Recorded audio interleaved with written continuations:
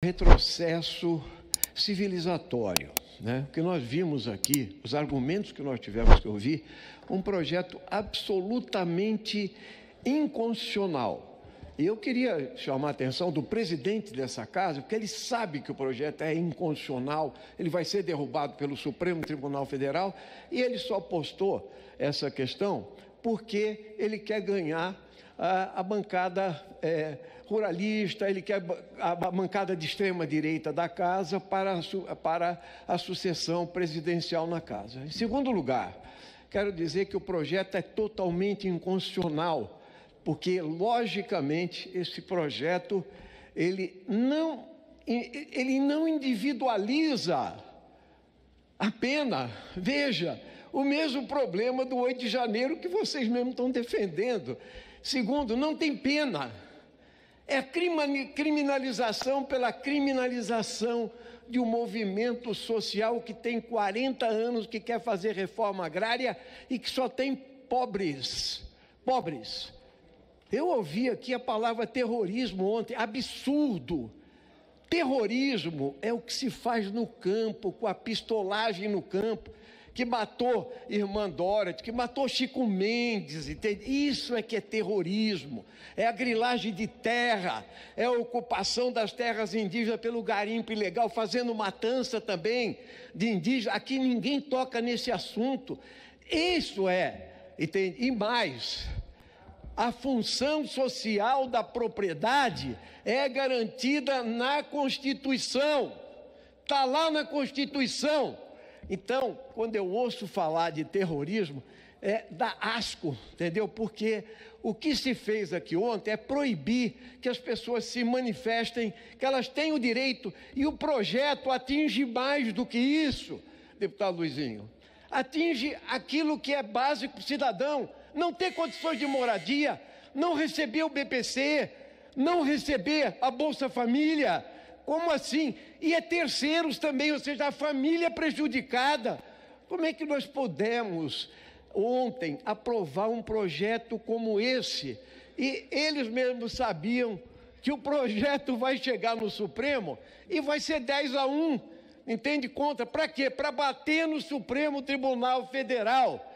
Por isso, eu dessa tribuna quero manifestar a minha total solidariedade ao movimento dos trabalhadores sem terra, aqueles que fazem a reforma agrária, que lutam contra os agrotóxicos, produzem agricultura orgânica, não matarão os movimentos sociais. A primavera chegará e o fascismo será derrotado no nosso país. O que nós ouvimos de argumentos aqui ontem não são argumentos, porque eles não são argumentos jurídicos, eles não são argumentos políticos para responder à questão social. Como já se falou aqui, a questão social continua sendo um caso de polícia. Isso foi falado na década de 20 passada, há 100 anos atrás, e nós continuamos com isso. E a bancada ruralista se orgulha desse retrocesso civilizatório. E o Aécio Neves, acho que era o Aécio Neves que falava, né, que o sonho de todo brasileiro é viver na propaganda do PT. Todo sonho brasileiro é viver no mundo fantástico do Haddad. Infelizmente, o país está à deriva e vai caber ao Congresso Nacional, ano que vem, em 25, um ano difícil que a gente vai enfrentar, em realmente alinhar a direção desse país. Obrigado, presidente Beto Pereira. De fato, alguns querem, insistem e fazem de tudo para ficar preso a um passado recente de triste memória para o nosso país. Porque é só a gente ter um pouquinho de bom senso, não negar a ciência e olhar os números, que nós vamos ver efetivamente o que está acontecendo no Brasil. E nós não estamos falando aqui de discurso de direita ou de esquerda, e muito menos em versões que são criadas, como muitas vezes se faz aqui, porque para alguns a mentira, a fake news, as calúnias viraram um método, e as pessoas são obsessivas para mentir E o pior, mentem dizendo que é os outros que estão mentindo. Dados oficiais mostram o menor índice em desemprego em 10 anos. O menor índice de desemprego em 10 anos. No primeiro trimestre de 2022, o desemprego no Brasil estava em 11,1.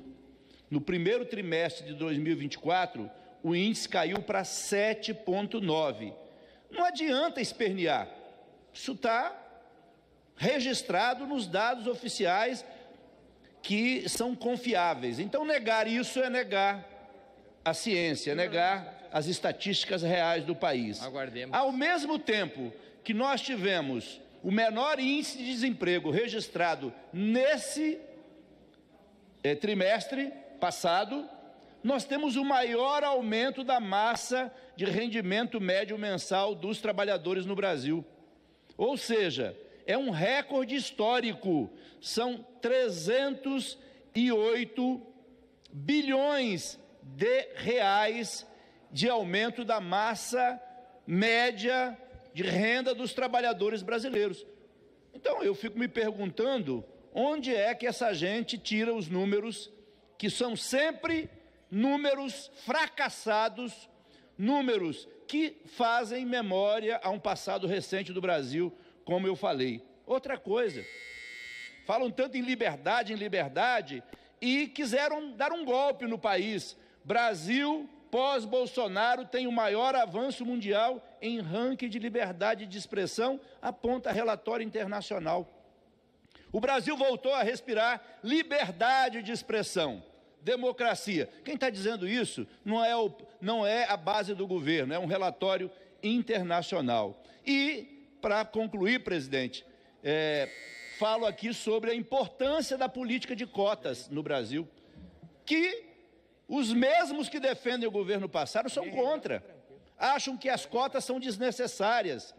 Então vejam esse número aqui, nos últimos 13 anos, o número de pardos e pretos nas universidades, deputado Chico Alencar, triplicou, ou seja, nós tínhamos 17% do total de alunos